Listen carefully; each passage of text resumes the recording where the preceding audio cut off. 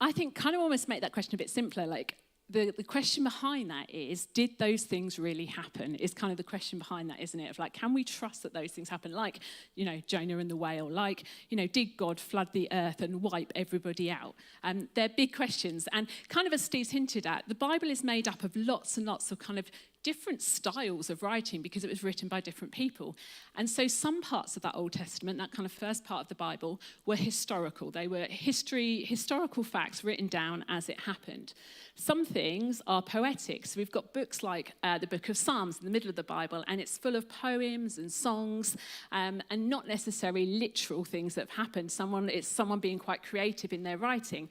So they're very different. And then we've got things, the prophets, which basically, we won't go too deep into the prophets, but people who predicted what was going to happen in the future and things that were going to come.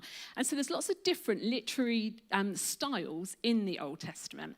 And I think they all had different purposes. So some of the historical things is there for us to learn from and to be able to place in history how things happened.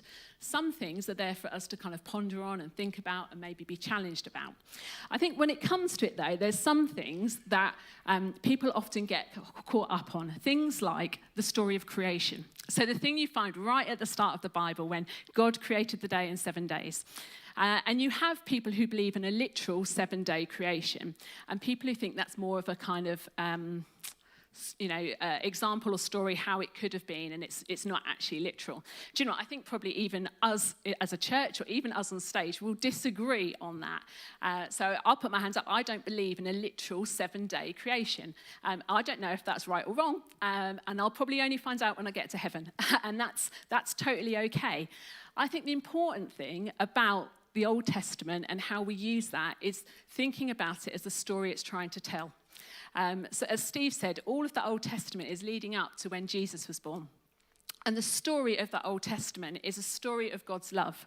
And we can use the Old Testament to learn from it, to be challenged by it, to learn about history, learn about the world that Jesus was then coming into, learn about the whole story that God had kind of created with this world, a story of where he wanted to redeem us and make us right with him again.